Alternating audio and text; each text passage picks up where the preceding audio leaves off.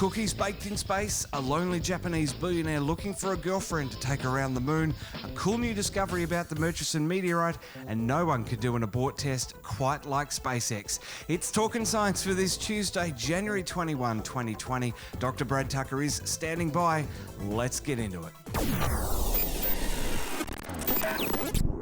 Across Apple Podcasts, Spotify, Google Podcasts and YouTube, this is Talking Science with Dr. Brad Tucker and Matt Miller. Dr. Brad, happy Tuesday. Yeah, how's it going? Really good, my friend, really good. Bushfires one week, hailstorms another. How's the nation's capital coping? Yeah, I mean, in parts a bit battered on, in some parts of the city, like, the main campus or around Parliament House, it was just row after row of cars just smashed by hail. Where I was at, we were fine.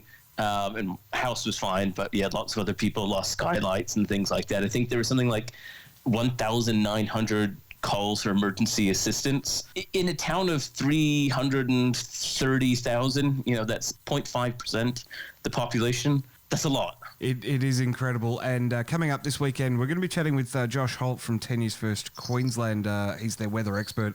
We're going to be diving into the bushfire season and what's to come as the Indian Ocean dipole loses intensity, and we sort of swing back to what's normal for Australian summers, which is, well, maybe for the northern side of Australia, is these storms and the wet season. So that'll be really interesting. Looking forward to that one. You can, of course, find Brad at btucker22 on Twitter, Dr. Brad Tucker on Facebook. Find me on Twitter at Miramat86. But Brad, let's dive into the headlines. Talking Science headlines. And this is pretty cool because Japan has announced its own Space Force. Yeah, following off the suit of multiple other countries readying to prepare for attack. And this is just shortly after the U.S. unveiled their new Space Force uniforms, which they went for that classic Army fatigue color, which means you can camouflage in space. I don't know about that. That's how it works, isn't it? I guess, yeah. They should have been camouflaged like a nebula anyway. Should have just put, the Horsehead Nebula on some uniforms or something like that. Exactly. Hey, today we're celebrating Buzz Aldrin's 90th birthday, the second man on the moon, of course. Yeah, still kicking and still being as rambunctious as ever for a 90-year-old moonwalker. It did happen. I tell you it happened. It did happen, and if not, he'll punch you in the face.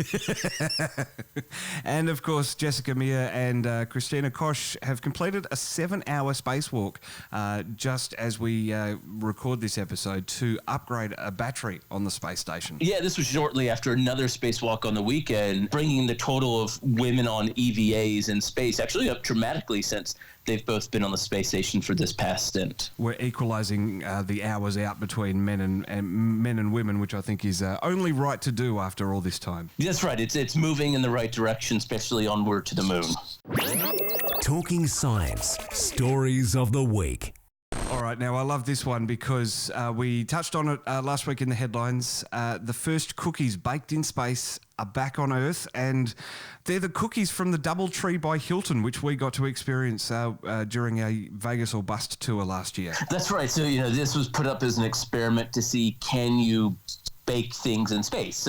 We talked about it when it was launched late last year. Do things form the same way as they do here on the ground? And we've seen with the cement, the case was not, that the cement didn't form in space. So, do things rise? Do manufacturing, 3D printing, does it not all slightly work the same way? Not with just pressure, but really testing the gravity here. So they successfully brought back 5 biscuits last week down to Earth. And as you alluded to last week, we don't have official confirmation, but surely they taste tested on board. Look, they did say that, they had the milk out ready for Santa, because I knew they would do it in time for Christmas. But whether they've actually had some or, the dozen that they made, actually, they only 5 made down. I feel they would have made a dozen, so maybe there was 7 that they, hard to exactly say. But really what we'll see is that they'll actually be looking at the biscuits that have come down like under a microscope, really at the molecular level. How did it form?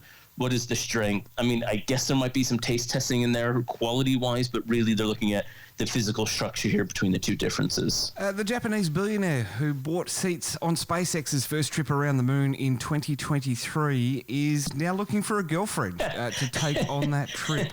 This is crazy. Look, this is a new version of The Bachelor, I guess. I don't know. This Japanese billionaire, when SpaceX was, talking about going around the moon, he essentially bought all of the seats for this trip, which will nominally take place 2023. And originally it was going to be for artist types, so people who would be inspired by this trip and could take that work back home with them. But now he's announced that, all right, I guess I'll give one of the seats up for a potential girlfriend. So the prize isn't him. The reward is going to the moon, and I guess you'd have to stay with him for at least a couple of years in order to get it happen. So, yeah, interesting to see how the details work out on this one. Gives a new meaning to sugar daddy, I think. Look, it could be the first space breakup. Can you imagine, if they have an argument right as they're taking off and you have to wait 10 days to get back? That'd be, I would say that it'd be hell on Earth, but it'd be hell in orbit. Well, look, in some of the very early proposals to Mars, when they were talking about just sending a couple of people at a time, they actually were originally looking at the idea of a married couple, because in theory they'd be the only ones that they knew could stay together, so to speak. Those companies went away, but also people realized there's a lot more to it in the psychological aspects of going into these space and these harsh environments. Because, it's all fun and they're going to be tourists, but what if something actually happens, or what if something actually goes wrong? You need to make sure you have a skill set of people that can do this, and just because someone said they want to be your girlfriend maybe isn't the best skill set. Don't know. Questionable decision making, I would say, at best. And this is very cool. It's Yusaku Maezawa's Dear Moon project that he's calling. He's a bit of an artist. He's a bit of a philanthropist as well, I think, and has a lot of faith in Elon Musk's SpaceX. Yeah, I mean, it was kind of like he was almost co-investing, and the reward was to get these seats. They haven't ever disclosed how much it was for or any really details, other than I guess he gets to say who goes on it. And again, this, as we were talking about, starts to raise questions about the aerospace travel and the regulations or lack thereof around it, and who gets to say what and who gets to do what. It'll be interesting to see how it plays out over the next couple of years. Firstly, to see how many people agreed and signed up, and how does he shortlist? How does he choose? I mean, I have way more questions than answers here on this thing. Well, let's come back to Australia and dust and grains in a meteorite that crashed in Victoria 51 years ago. First of all, I can't believe that. But it's the Murchison meteorite. It's 7 billion years old, and now it's been confirmed that it's the oldest known stuff on Earth. Yeah, so, to put it at scale, so this is what we call pre-solar material. So our solar system's about 4.6 billion years. Our Earth is about 100 million years younger than the sun, but all, on that scale, relatively the same age. And that means the stuff, the ingredients for the solar system, the sun, the planets, the asteroids, all essentially came at the same time from the same stuff.